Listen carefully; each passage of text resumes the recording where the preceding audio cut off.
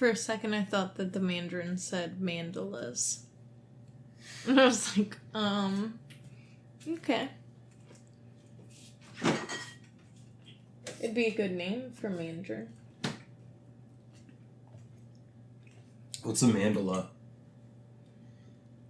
The geometric pattern?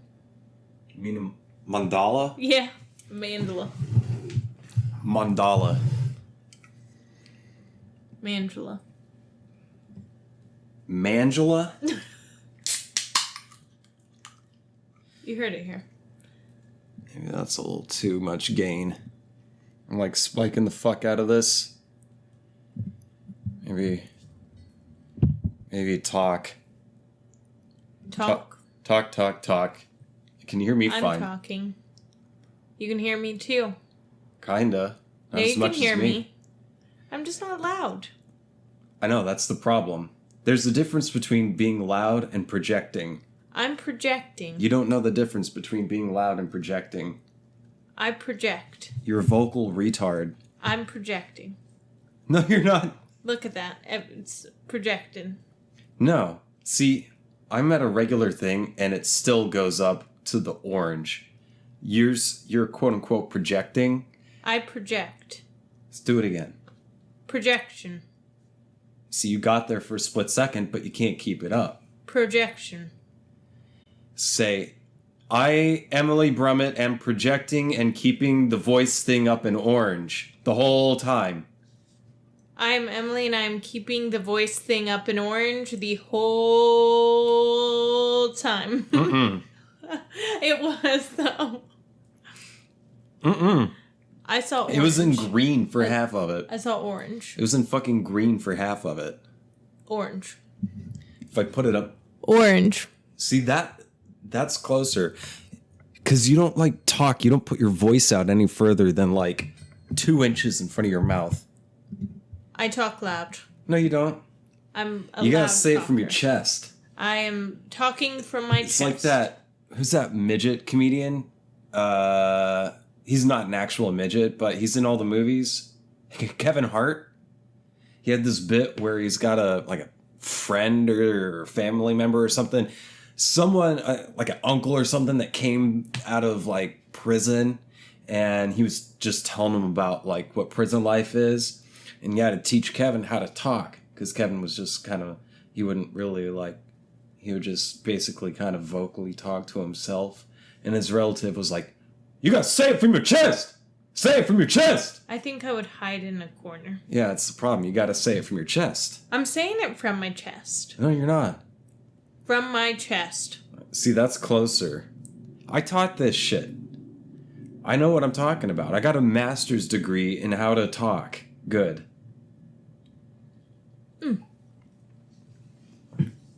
Welcome to episode, I believe, 72 of That Thing with James J. Asher II. I am your host, James J. Asher II, accompanied yet again by... Emily. Because... I live here. She lives here. I live here. And we haven't allowed anyone else to come here since the pandemic started. What? A year ago, basically? No, it's been March. The middle 7 of March. months. It's been like 7 months almost. Let's see. It started in the third month of the year, really. Yeah. January, February, in the March. So like April 1st is when it really locked down. Yeah. Like halfway through March, the world was talking about, we might gonna have to shut down. And then April, it was for sure shut down. It was shut down in March. And that was March 4. So it was March? March 17th. But that's only half the month. So let's count the first full month. So there's March, April. That makes it the 4th month of the year, right? Yeah. And that means we're at the 8th month of the year right now. So it's been 4 months? Yeah. Feels a lot longer than that. Yeah, that's what it is. Yeah. Let's call my dad. I tried calling him earlier and he didn't answer. He better fucking answer this time. Probably knows what you're up to. I tried to record him and put him on this podcast before, but I told you the full story, but I'm not going to tell the public. Yeah. But shit went south. What the fuck is he hammering down there? Oh yeah, we can talk about the noise war with our downstairs neighbor after this. I really hope my dad answers. I need an extra guest. Not that you're not great. You know, we've just got to talk to other people too. Keep some variety. Hello? Hello? What are you doing? What are you doing calling me before daylight? It is daylight, you turd. No, this morning. It was daylight this morning. Not for me. I don't wake up until 9:30. Ooh. What are you doing waking up that? I called you at like 10. Had to have been. No, it was 8:30, 8:40. Well, I was working and I wanted to say hi. And then I was like... Yeah, you were awake and everybody else has to be, huh? Well, yeah. I'm up making money. That's what he does. Yeah, right. What are you doing? I'm connecting my AirPods to my laptop. I had trouble for the longest time. They're not the easiest. I got them connected finally. It's a Windows. That's the thing with Apple is like, if you don't own only Apple products, they're going to make it a pain in the ass for you. Oh, yeah. Yeah, it's a fucked up deal. But now I finally, I forced it. I had to take the case out. Everything else is connected up beautifully, easily. Mm-hmm. With this super powerful laptop, and I got the latest drivers on the Bluetooth and everything. I had to push the power source on the case, on the back of the button on the back of the case. Yeah, you got to hold it down so the light blinks. Yeah, I've never had to do that. Really? Before. I had with anything. I had to do that with everyone the first time it connected, and then if it like forgets the device, I have to do that again. I've got the Pro. Ah. I've got the latest one. Oh, okay. What's different? So, hello? I hear your supervisor. Yeah, you're on speakerphone. I've been trying to tell you, but you're talking about your... I've got you on speakerphone, and surprise, you're on the podcast. You're All right. You're our first phone guest. Oh. Welcome to Loveline. So what's your issue? Blessed be your listeners. So what's the plan for the weekend? I'm waiting for your mother to bring me a banana split. Ooh. She's making a banana split? No, no.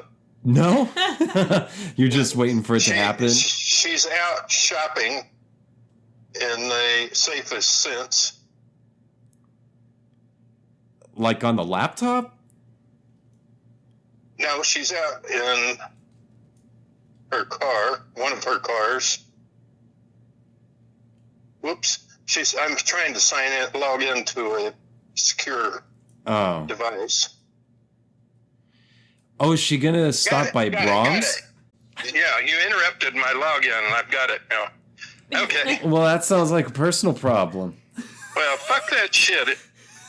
Kick me out again. Anyway. Is she going to go to Brahms? Huh? Is she going to Brahms? I'm reading about... I'm reading a spy novel. What are you reading? I don't know. I've read 4 books this month already. This will be the fourth one.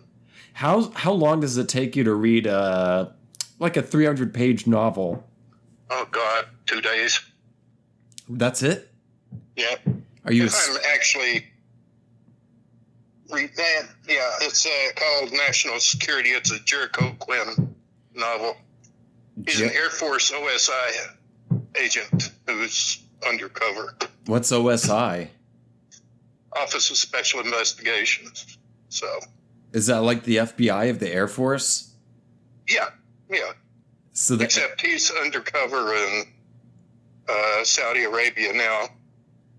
he speaks fluent Arabic and Chinese, Mandarin, and some Japanese, and maybe some Apache because his great grandmother is Apache. That's awesome. Emily's learning First Nation language. Tell him about it. I'm learning Navajo. It is very hard. I can't imagine. Yeah, Navajo is a whole nother thing, and I'm doing Hawaiian and French at the same time, and Dutch. Very, very complicated in my brain. So, je ne sais pas français. Oui, je parle français. Ah, je ne sais pas beaucoup. So that's a good. It makes your brain exercise. Yeah. And then I had an interview today. So She had a job interview today. Oh, really? Yeah. Adonde? At another place like the one last week. Really? Mm-hmm. How's it sound?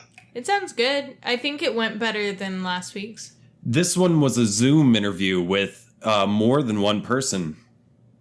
Cool. Yeah, it was interesting. Never asked for less than 36,000. Yeah, they said more. Never ask less than that. Always ask more. I told her, don't even bring up salary. We'll try to hold it off until they have an offer, because then you have more leverage to negotiate. Yeah, it's weird though when they ask you, and I was like, I don't know, and they were like, this is what we start at, and I was like, okay. I was like, that's cool. Yeah, it seems good. You shortchange yourself that way. Yeah, I mean, if that's what they want. Yeah, just be neutral when they mention an amount. Say, there you go. Never say anything positive. Yeah. Yeah. Unless it's beyond what you were expecting. I mean, it was. It definitely was. Okay. Yeah. My dad's a master negotiator. That does not surprise me. He can haggle like a Moroccan street vendor. I've been around Moroccan street vendors in real life. What? Yeah. Yeah. When? In 1962. 1962? Yeah, in Casablanca. Time goes back that far? Oh my gosh. You leave him alone. Yeah, it's been back before the beginning of time. It's when the aliens brought us here. That's back before they invented color. Everything was black and white. Yeah, now it was kind of a yellowish hue to it, everything. I used to think that when I was a little kid, I'd see like I Love Lucy and it was black and white. And in my brain, I thought like the world was black and white like that. Like color didn't exist till color TV came about. Well, you're not by yourself in that. Because I thought the same things. Almost all the movies when I was a kid, not all the movies, most of the movies, well, I didn't see a lot of movies. I saw them on TV, and the ones on TV were all in black and white. And like you, Lucy and all those shows were black and white, but this was before Lucy. Not long. Are you there? Yeah, we're listening. Okay. Everything was in black and white, yes. And I said to myself the same thing. I wonder if all the stuff looked black and white back then. When you were little, you would think about that sort of thing. Yeah. Right. And you would I'd ask my dad, did stuff look like that? And horses not have color?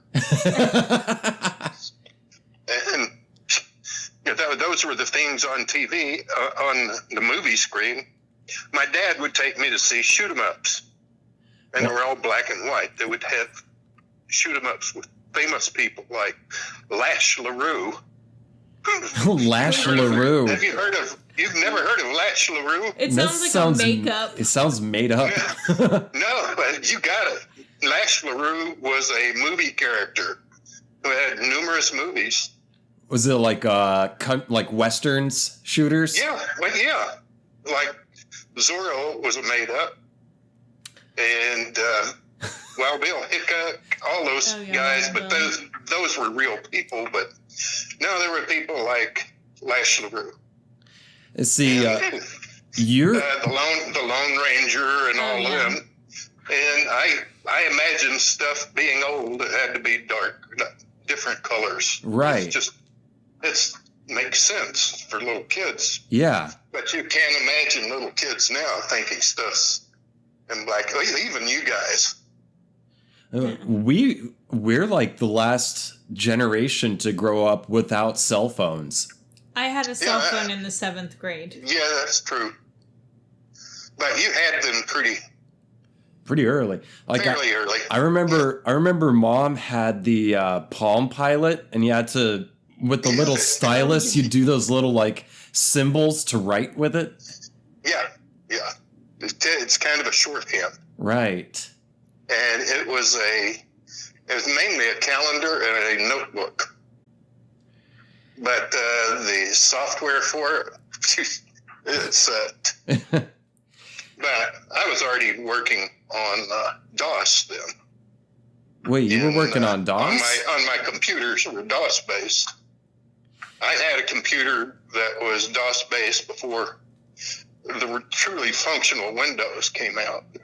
That was in the late 90s. You've always been a very early adopter with technology, haven't you? Yeah. I can't wait for the next thing. I'm looking forward to getting a Galaxy Note 20 Ultra. Oh, that's coming out now? 5 gig.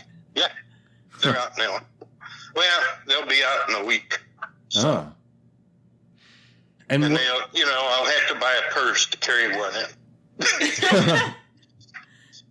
I can't afford it yet, so. Yeah. We'll get you a fanny pack. I'm looking forward to my kids buying me one. Emily will be able to get you one. This is a box that has images in it, and they're real life. James might draw you a picture of one. Yeah. I can't imagine my father, for example, seeing color TV. Well, didn't you guys have color TV? He died in 65. They didn't have color TV. But color TV was around, but vast majority of people didn't have one in 65. It was the late 60s before they became more common. And even then, they sucked. How old would my namesake be now if he were still alive? Let me see. 121. Woo! 120? So he was born 1899? 1898, really. Wow. I think he was born I think he lied about his age. I think he was born in 1897. But there are conflicting documents. It's cool how that happened. Like, they used to always have these weird conflicting documents back in the day. Yeah. Well, here's the deal. Emily, you're right. My dad had to apply for a birth certificate when he was going to teach in Oklahoma. And he had to get another birth certificate. And James's great-grandfather, William Thomas Asher, signed it, and they dated his birthday as 1898. And I can't remember who it was. I think it was one of my aunts who said, no, he was born in 1897.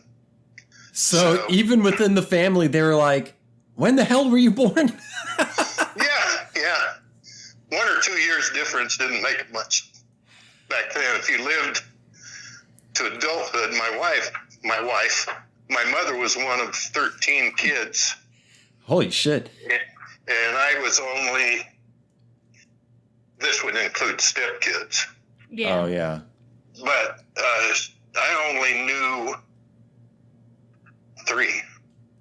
There were 4 or 5 when I was born. But most of them had died by the time I was born. You were the baby of the family. Yeah, these would have been my uncles and aunts that I'm talking about, and most of them were dead. Well, at least half of them, and I only met 3 of them. See, your aunts were Vanda and Loney, right? Lona. And That's Vanda. a cool name. Now they were pronounced Vandy and Loney. Vandy and Loney. Which one made the big biscuits? Aunt Loney. She made biscuits as big as a plate, nearly. Oh wow! Big as a saucer, literally. And there's never been anything. She would make a big, giant bowl of gravy. Ooh. And she was feeding. Let me see. She was used to feeding 6 or 7 kids, and they all did physical labor. And this was for breakfast. She would make a big pot of gravy, a stack of those biscuits, and then she would make slabs of bacon and sausage. Ooh. Piled on a plate, and then she would pile a bunch of she would fry a bunch of eggs in the bacon grease and put them on a plate, and there would be homemade jelly and jams. Yum. And this would all be put on the table family style and passed out. Question for you. That was amazing. Everybody, even my mother, loved to go there and eat. So, Do you like white gravy or brown gravy more? brown. I'm a brown gravy guy. What? Brown. I thought you liked white gravy with, like pepper in it. Well, no, I don't consider that white gravy. I like for beef and stuff like that. Yeah.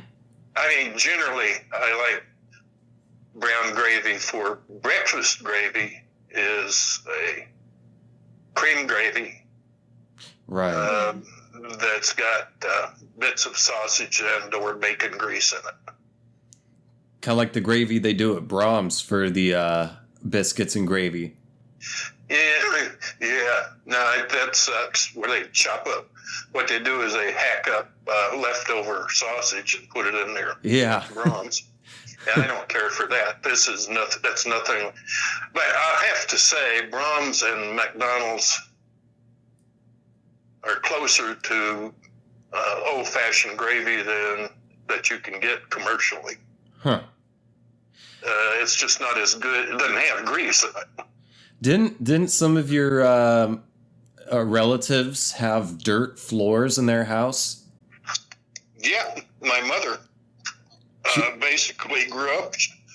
Her stepfather, he ended up being a pretty well-off landowner.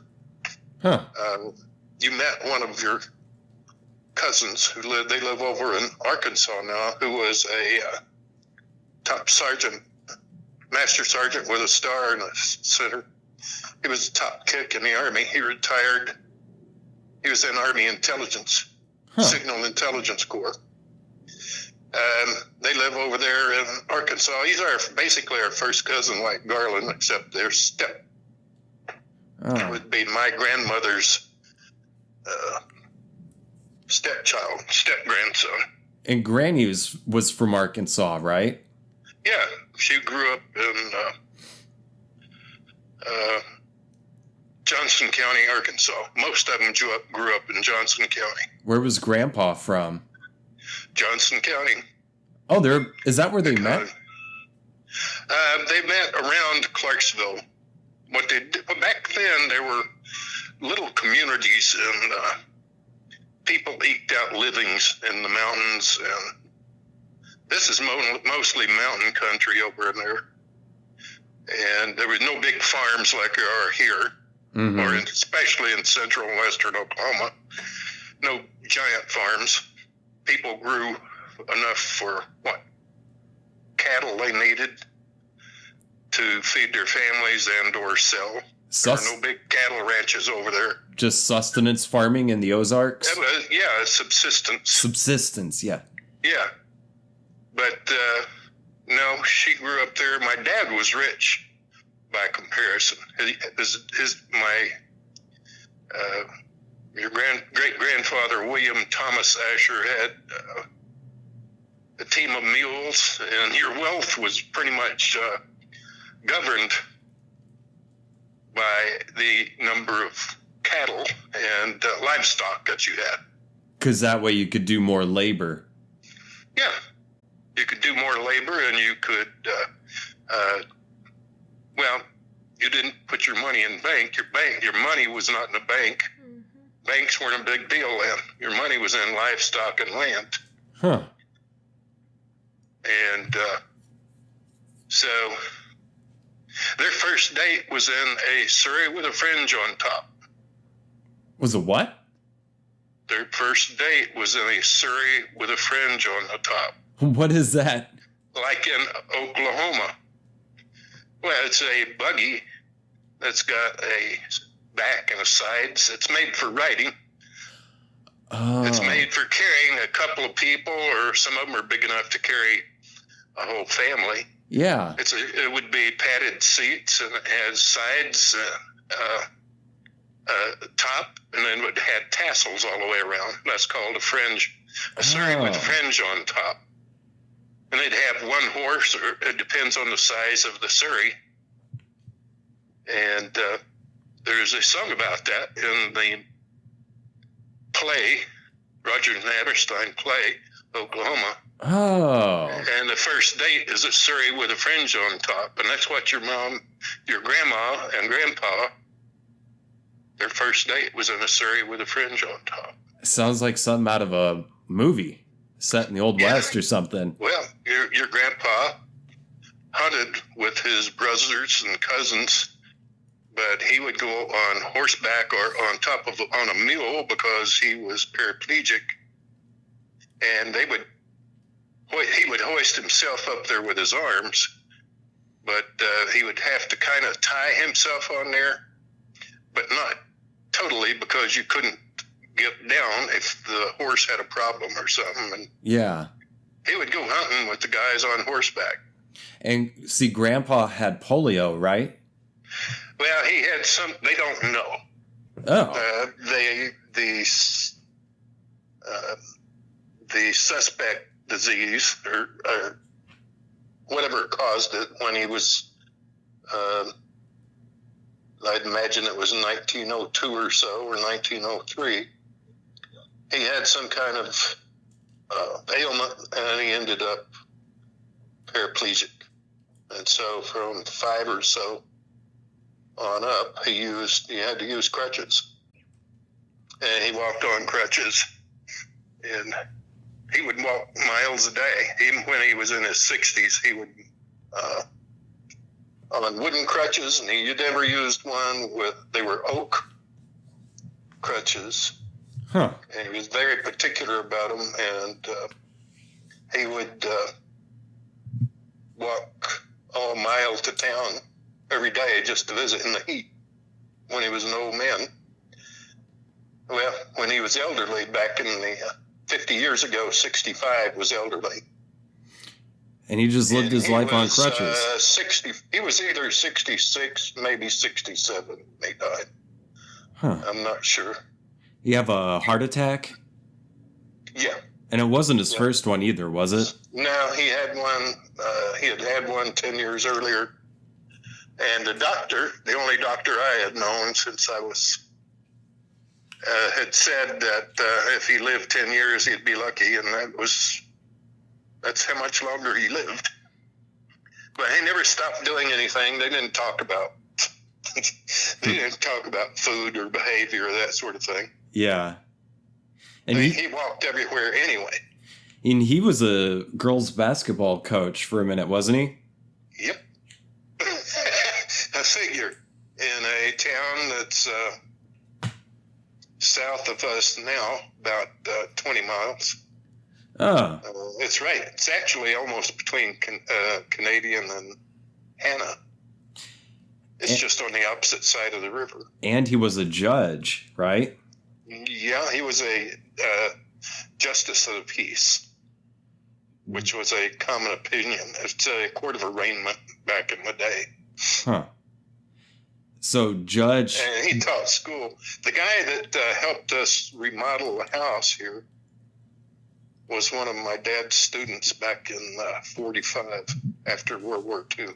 really? And yeah, he used to be fall. He said my dad whooped his ass, man. But he liked him. He always liked Judge Asher. Did Grandpa? I forget if I'm like mixing these stories up, but I know that Rex used to go up to Seattle for the whore house. I mean, for work, and Garland would chase after him. Yeah. Did Grandpa go work at the factories up cousins. First, my Rex went to Seattle. This was during the war. And he'd hitchhike, couldn't he? Yeah, he rode the train and then he'd hitch. It was pretty common for people to hitchhike then. It's like Jack Kerouac. Yeah, it's just if you wanted to get around, you'd hop on a train or you would hitchhike. And no, he made his way by whatever means. He was just out of high school. And actually, your Uncle Rex attended his, is that Hot Babe still there? Yeah. Okay. You knew who I was talking about. Mm-hmm. Anyway, your Uncle Rex, when he came his graduation, he got the mumps. Really? Yeah, and he wasn't allowed to go into the graduation, and he left instead of staying home, and it could have killed him back then. The mumps? Yeah, he had the full mumps. And he went and stood and watched the graduation. It was raining. He watched through a window at the high school in Anna. Yeah, he must have been bummed. Did I ever tell you that one? No, I didn't know that. No, it's a true story. My mom used to tell it, and then I'd ask him about it, and he said, well, I wasn't going to miss seeing it. So, anyway, no, he graduated, and he made his way up there and got a job in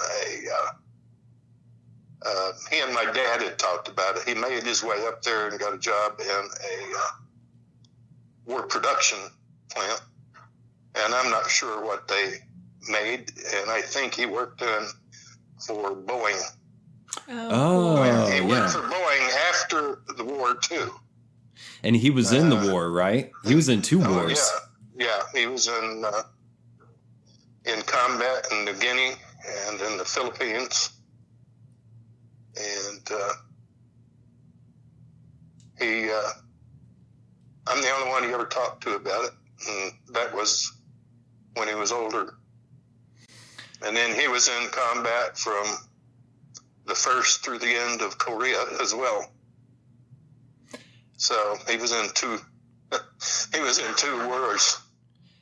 I remember one time you showed me, or you got out of like a safe deposit box or something, some of his military stuff, and in there was a journal of his first trip out of the States heading into the Pacific. Well, it wasn't his journal. It was a journal of a Japanese officer. No, there was one where he was talking about it, how like people would disappear off the ship. Yeah, that's something else. Yeah, I won't talk about that one. Okay. All right. I've read that one. I'll talk about is, and I still have that stuff. It's a journal of some type of material of he got from a Japanese officer. He's got a knife and some other things. I haven't seen that one. And some coins.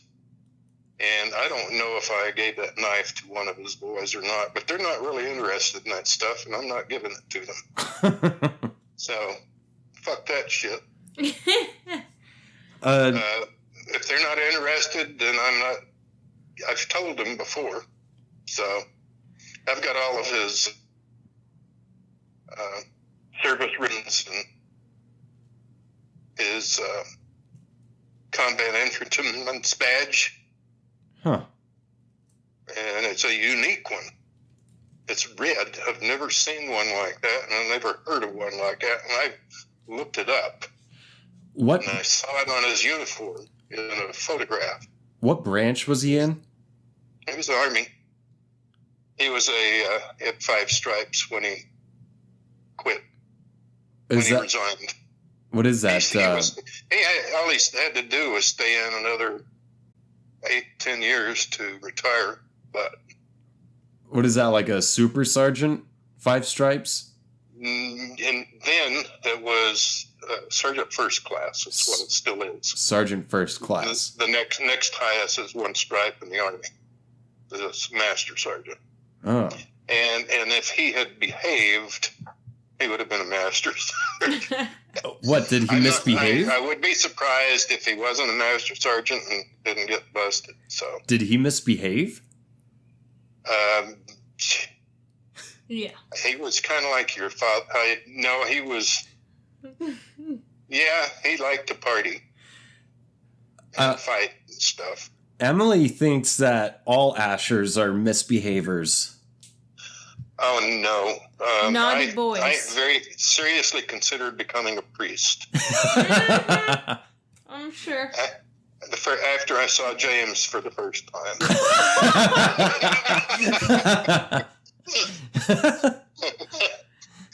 You said, this is a holy, blessed boy. Mm-mm. It's a sign from God that I should, it's my calling. The Antichrist. It was a warning. It was a warning from Satan. Yep.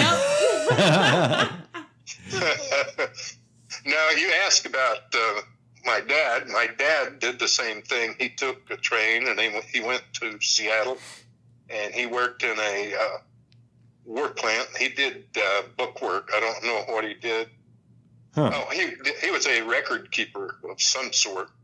Okay. For a war production plant, and before he went up, Rex's cousin, my dad's nephew, our first cousin Garland, who just died 2 years ago, from right across the street, he went up and joined them. And he was younger, wasn't he? He joined the Navy. Rex joined the Army, enlisted in the Army as soon as they were both 17 when they went up there.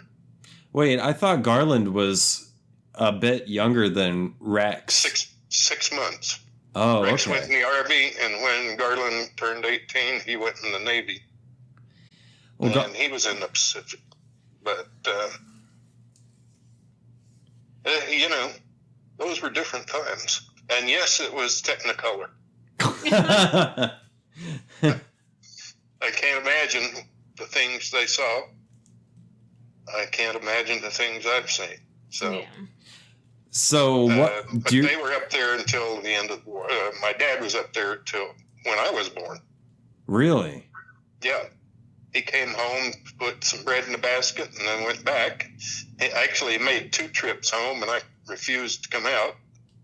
And he had just left and gone back, and then I came out.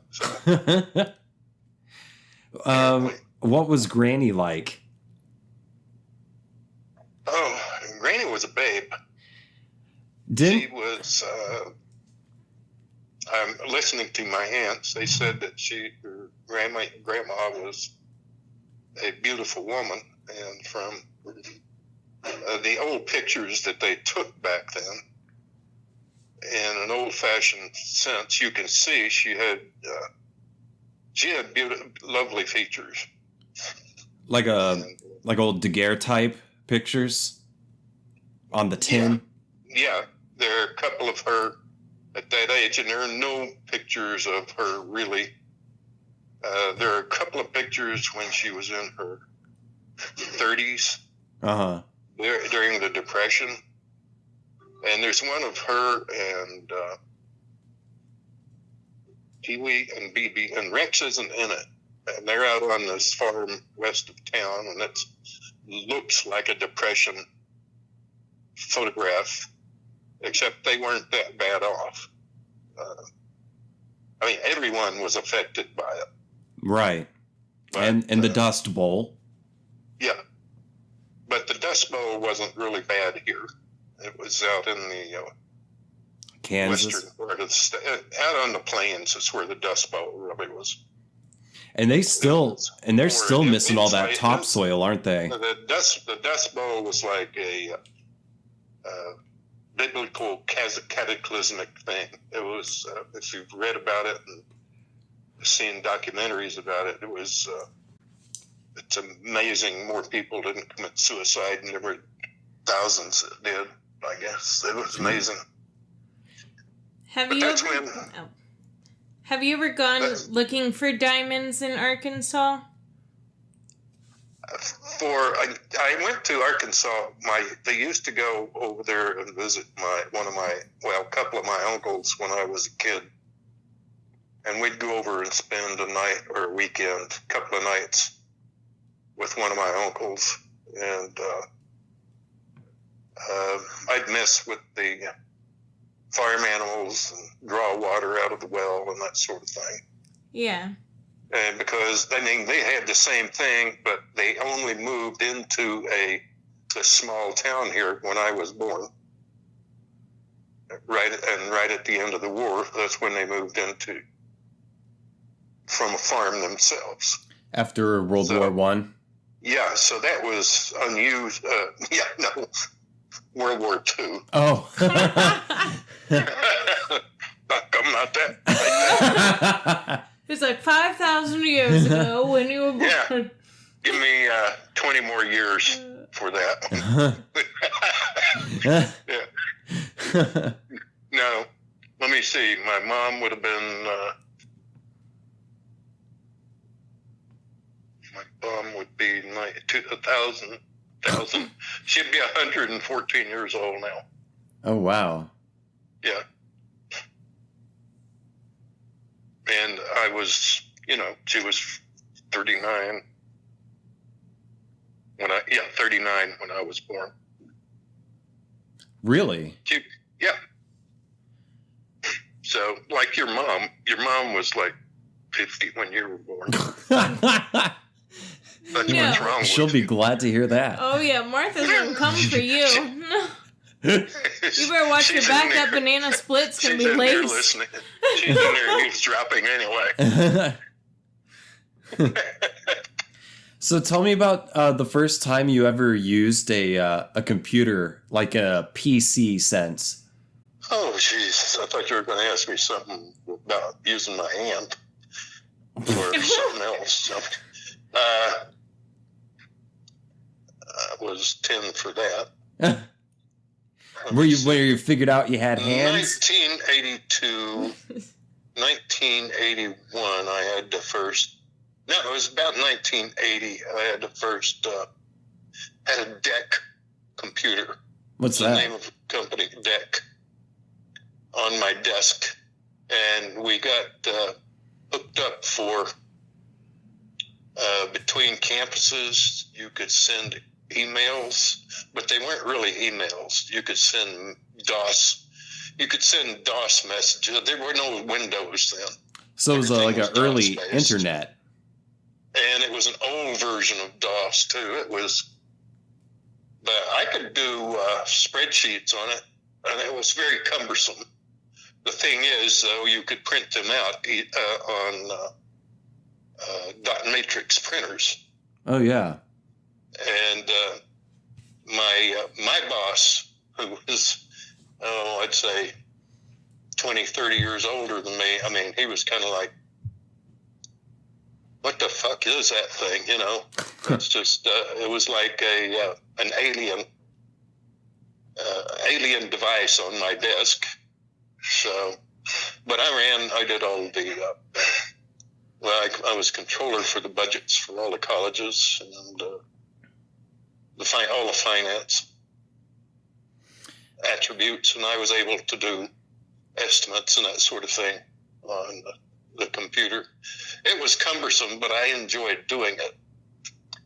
But I didn't have my own personal one until I think 91 or 92. 1991 or 92. And it was DOS-based too. And it was an Epson. I can remember, I have very early images in my head of you at a computer in the basement in Denver, in Lakewood. Yeah. I was down there and I would play. I would play Doom. Wouldn't I cry when you died in those games? I would play Doom now if you could still play Doom. There's new Doom now. It's very hard. Yeah, it's intense. Yeah. Now, I've been through every image, every second of the original Doom and Doom 2, and then every id-based game afterwards. Quake? So, no, I was an early gamer. My favorite were the Mech Warrior games. I was good at that when I became a con. And no, I loved the Mech Warrior games. I mean, you would sit in the top of a mech and wage war. And I wasn't as good at that as I didn't get to spend as much time at it as I did Doom. Okay. And Duke Nukem. Oh, yeah. Come get some. Come get some. You want some of this? Yeah. Come get some. I love Duke Nukem. There's a updated Duke Nukem, too. Yeah. No, I love those games. I shake too much to play anything new, so... In the bedroom, I have a poster up, the original Doom poster from the re-release. Wait a minute. You have a bedroom? Well, I mean, it's the apartment. It's the room. It's attached. It's but the room. I still have a poster from the Ultimate Doom from '96. Yeah, well, I've got that. Well, I've got the poster from it. I have all of those games. The originals. I have the discs for them. But you have to understand, back then those things came on big floppies too. Mm-hmm. Fat floppies, big floppies. And there'd be I've about got the discs for all the Dooms. And there'd be about 10 of them. Like for the next level, you have to put in another disc. Yep. And geez, I did them all. You didn't play the games with keyboards. Mainly you played with joystick then. And that's what I would prefer to do everything. I might be able to play some now if I could use a joystick. But I can't with a keyboard because I point at one key and I'll hit 4 over from it. So that's like putting food in my mouth and then I'm lucky it doesn't go past my ear. How's Taz doing? He's fine. He got his bath this morning. His mama got him out of bed and bathed him, and he's all white and fuzzy and blinds his bat. But he's a happy boy. His hump in the back, he's bent in half, Mm-hmm. But he's walking pretty good. Some days he's better than others. But he's walking pretty good today. That's good. How's Sookie? Yeah. Sookie, she's a feral cat. So she's herself. She's crazy. Your mom takes Taz out on a leash, and I don't. And she's better at it than me, getting him done. Yeah. But Sookie follows them around, but she's always at a distance. She follows your mom around. Your mom went out and she worked in her gardens. She's got 1, 2, 3. She's actually got 4 gardens. Really? 2 big flower gardens and 2 vegetable gardens. And you've got your potato field. Oh, you got a field of potatoes? Yeah, I haven't dug them up yet. So They're still growing? I hope so. I haven't been out there in a month. I'm just letting them do what they can. When are you supposed to dig them up? Probably a month ago. But I'm not going out in this heat. Fuck that shit. Yeah, that's too hot. I heard you guys been getting rain. 65 is just old nowadays. It used to be elderly. That's not anymore. Now, I'm 76, almost 77, and I am elderly. So... You're 76 and you have a better command of technology than a lot of people my age. I'm serious. It's impressive. I probably got it. I agree to that, but that's something that I've always been interested in. Yeah, I mean, my grandma's 88, and she cannot do anything with technology. Nothing. Hello? You hear me? Hello? Hello? Can you hear me? No, now. All right. It just went. Yeah, Emily was Hello? talking, so it went out. Yeah. Yeah, my voice does Okay. that. Your grandma's 88. Yeah, she And that's can't all do I heard. anything with technology. Like, Hello? anything. Can you hear me? No, No? no. It doesn't want me to ask the question. I'll let James talk. He's louder. What's going on? Can you not hear me anymore? Yeah, I can hear you. I can't hear it. When Emily speaks, it It cuts. blinks out. Yeah, she's a problem. Technology always craps out on her. She's too hot. The machine can't handle it. The batteries always die really quick on whatever she's using. So what's I want to know about her grandma. You tell him and let him tell me. Her grandma is 88 and doesn't know anything about any kind of technology. Well, you know your cousin Garland. Yeah. He was just turned. He was 92 when he died, and when I moved here, he was my age. I am now. He was 70. Well, he was about 75. Mm-hmm. And he didn't even have a computer. But he saw me working on the computer all the time and building. He actually helped me build a gaming computer Really? because, he was a master electrician. Are you hearing me? Yeah. Hello? Can you hear me? Hello? Hello? Can you hear me now? Yeah. He was a master electrician. He was a master electrician. And so he'd come over and he'd see me messing with the computer, and I was building a computer. And sometimes your ma would help me when I needed two hands. But, I was building a gaming computer, and I built 3 since we moved here. Mm-hmm. And he helped me with the last one. But he became kind of fascinated with it, and his pure interest, he wanted to do research for Family Tree. Right. And I showed him what he could do, and Google was getting started pretty good. But then we're talking, by the time he was 80, I had helped him buy a basic desktop computer. And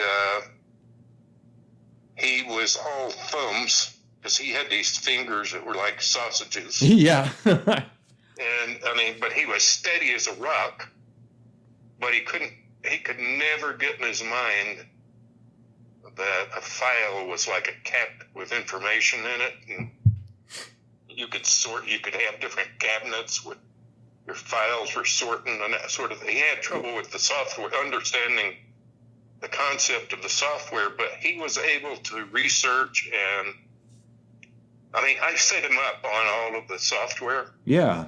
He did emails. He would scan. I taught him how to scan photographs.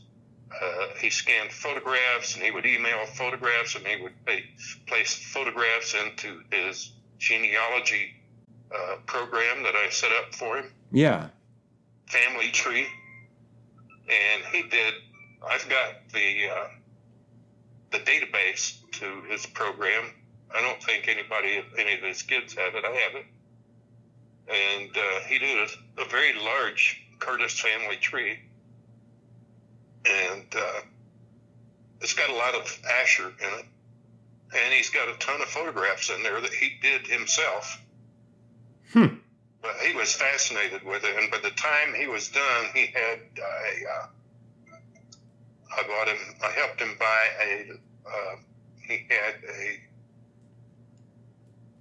had a laptop, he had a notebook, he had 2 desktop computers, Mm-hmm. he had a notebook, and he had 3 printers. He had and he had an iPad, and the iPad threw him for a loop. Oh yeah. Yeah. He just couldn't,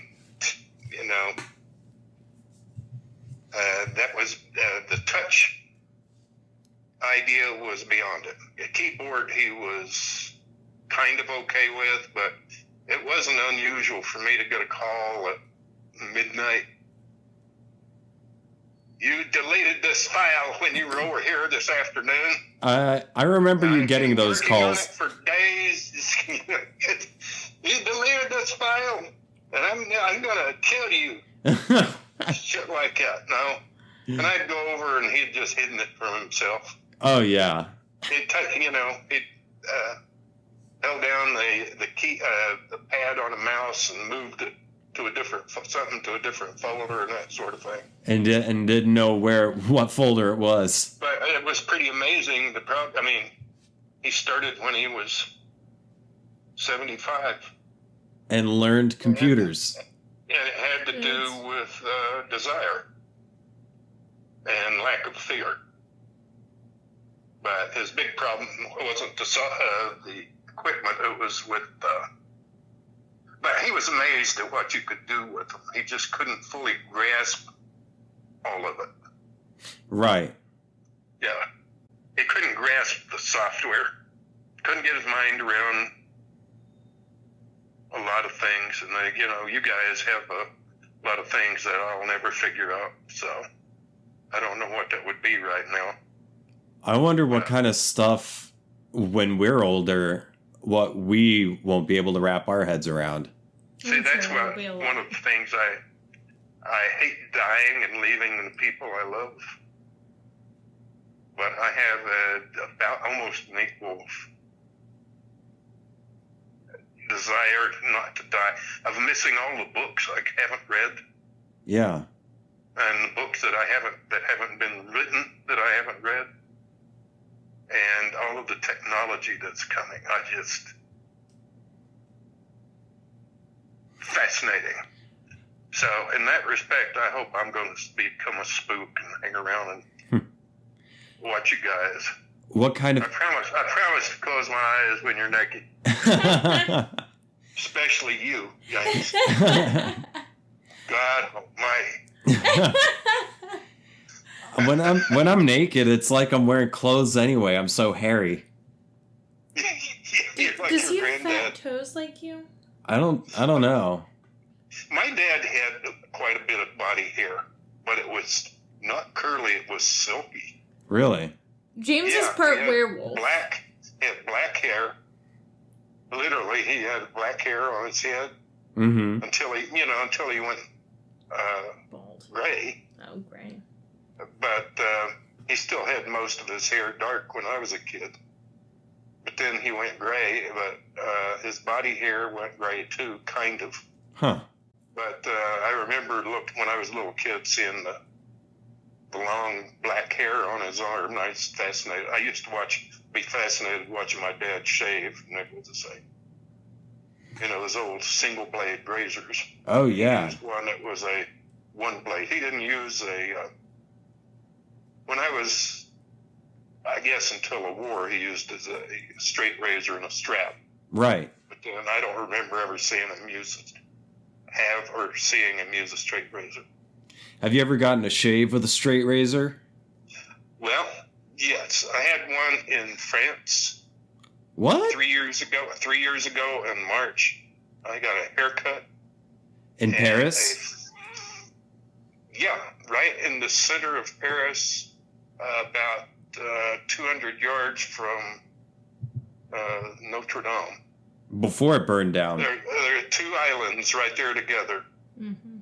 Old Paris. And this is the city center, and that's where we were staying on that island. In Old Paris. And I was, yeah. And we were the next block down. I had to get an appointment, and I had to wait 5 days. And this Middle Eastern guy, there were 5 barbers there, and you had to have an appointment, and it was clean, and there was no smoking and that sort of thing. And it was really expensive. But he gave me a scissor haircut, and then it was the best haircut I ever had. And shaved, too. He gave me my first ever, well, it wasn't a first ever, but he gave me a barber shave, and it was like he would pull my skin. He would put his fingers on my skin and separate about an inch worth of pores. Yeah. And he would just work that area.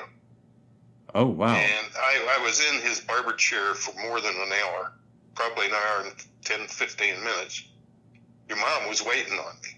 But she was out spending money in the shops right next to the place, probably. Best And it's her money. She was buying scarves and shit. And stuff that makes me wear. Uh-huh.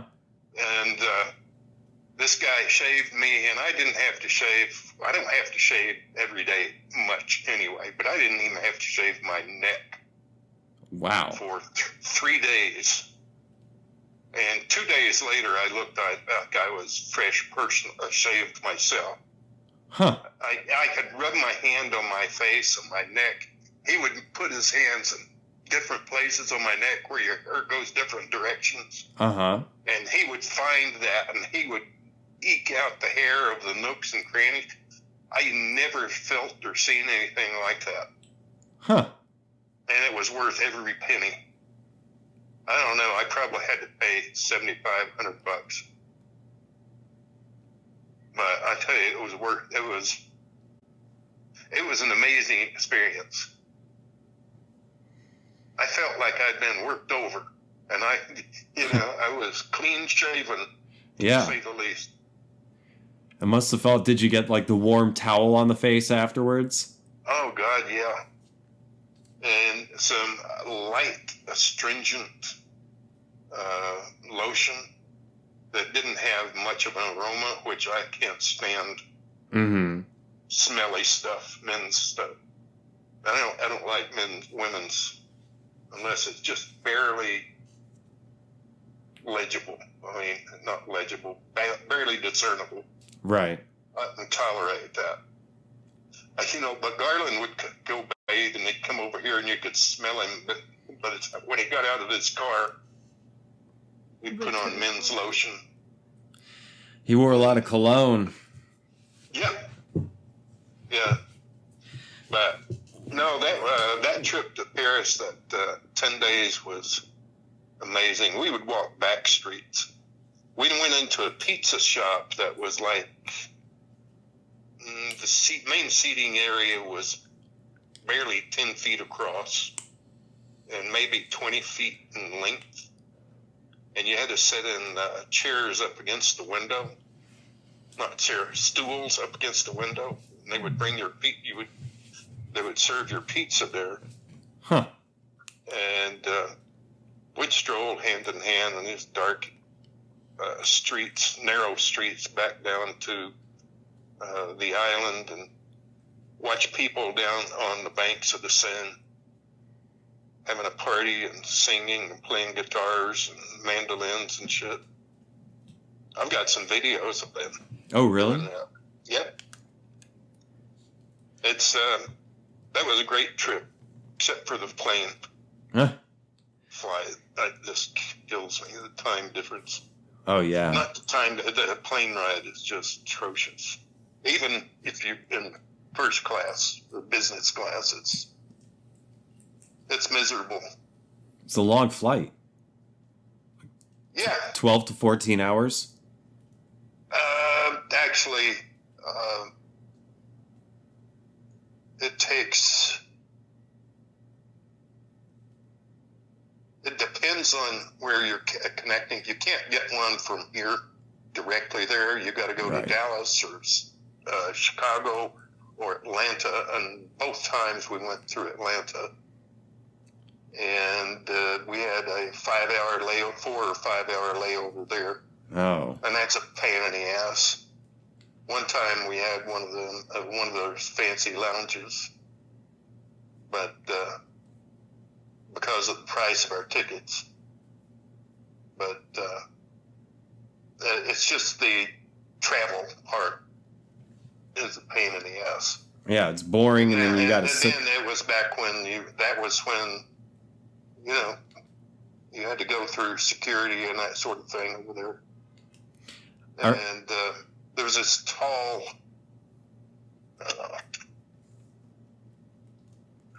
I don't get into that. They were just very fascinating people we met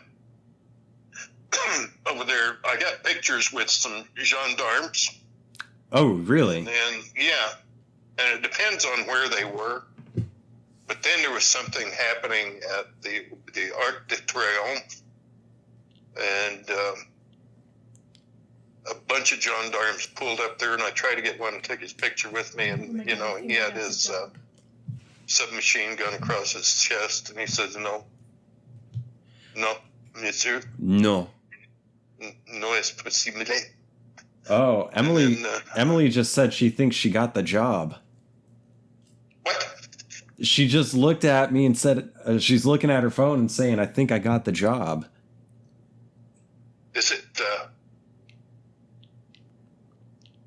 in an office?